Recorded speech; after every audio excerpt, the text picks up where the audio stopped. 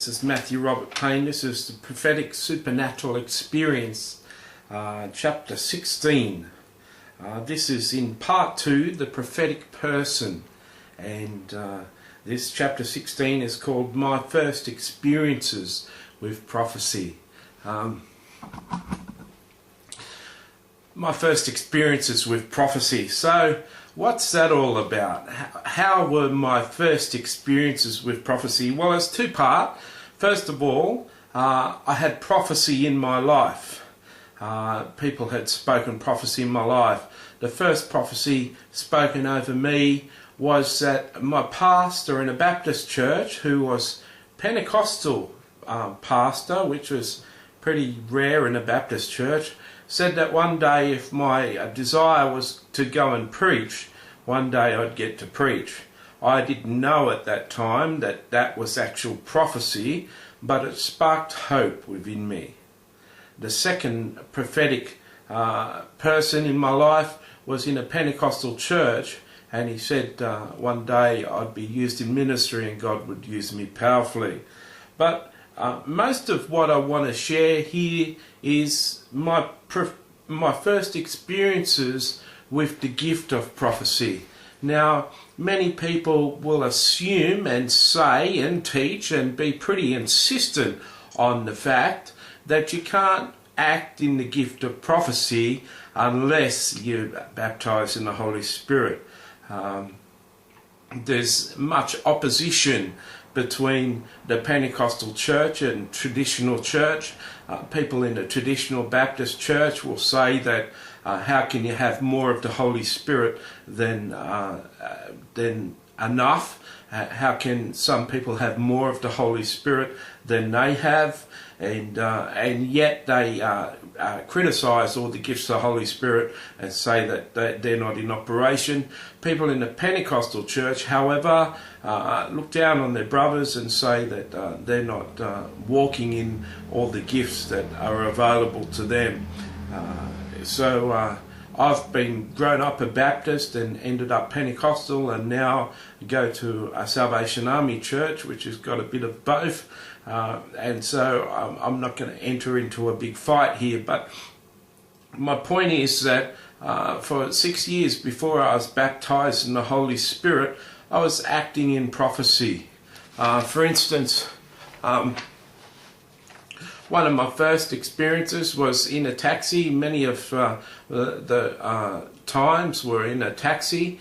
I had a girl in my taxi. She got in the taxi with her friend, and they said that they'd skipped all the other taxis and that I'd chosen my taxi to get into. All the way home, she talked to her friend in a manner. We dropped off a friend, and I turned around to her and I said, you know, all that you've said to your friend is garbage. You're going to go home, or you've got plans to go home and kill yourself with sleeping tablets. That was a word of knowledge. The girl was shocked, beyond shock. How could this taxi driver know? How was it that they skipped all the other taxis and got in my taxi? Was it that God wanted her life saved that day? We spent 2 hours talking outside of her place, and she promised me that she wasn't going to go in and kill herself. Prophecy saved her life. One day I had two girls in the taxi, and I said to the girls, if God was here, what sort of questions would you ask him? Let's, for instance, say that I can talk to God and get answers for you. And the girls started asking questions, and God started speaking through me to the girls. And that was gift of prophecy. And God was speaking directly to them and answering their questions direct. I found it was a form of fun for me to operate in prophecy. One day I had 6 prophetic assignments, one after another. God was lining up every one of the people jumping in my taxi, was having a divine encounter with each of them. And on about the 6th one, a guy got in my taxi, and as I pulled off the curb, I said, why would Jesus have you get in my taxi today? And he went crazy. He said, why are you saying that? He said, you must be on my case. And I said, why? He said, my grandmother is saying I should never play Dungeons and Dragons, and I think God's getting on my case. And I said, I think you need to throw that game out. And I led him to the Lord on the way to his place. And I said, get out of the car, throw out your Dungeons and Dragons and ring your grandma and say that you just gave your life to Jesus. And what should you do now? You know, the prophetic is a wonderful gift, and if you've watched chapters 1 to 15, you'll know I've spoken a lot about prophecy. I had a guy in my taxi one time, and the Lord told me that to ask him how long since he'd contacted his brother, and he said that he didn't contact his brother anymore, and the Lord told me his brother was dying of cancer. And his brother didn't know, wasn't getting permission off the mother because there was bad blood between them to ring him, but the brother desperately wanted to make peace. And I saw that man have a phone call in the taxi and reunite and get the brother's phone number, and it was confirmed.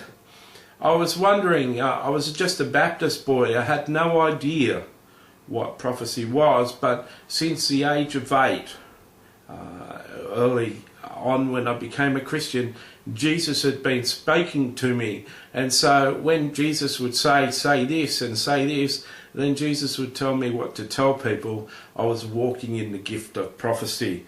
It's not rare and uncommon for people to be prophesying very young when they're called into the office of prophet. And so if you take it back to when I first started moving in the prophetic, it would have been about 16 years that I've been moving in the prophetic. It wasn't until about 1998, about 12 years ago, that I actually found out that what I was doing was the gift of prophecy.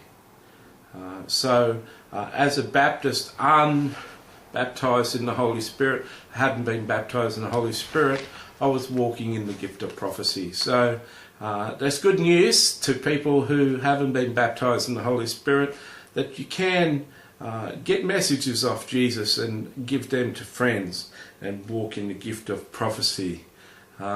It wasn't until even years of walking in the gift of prophecy that I was actually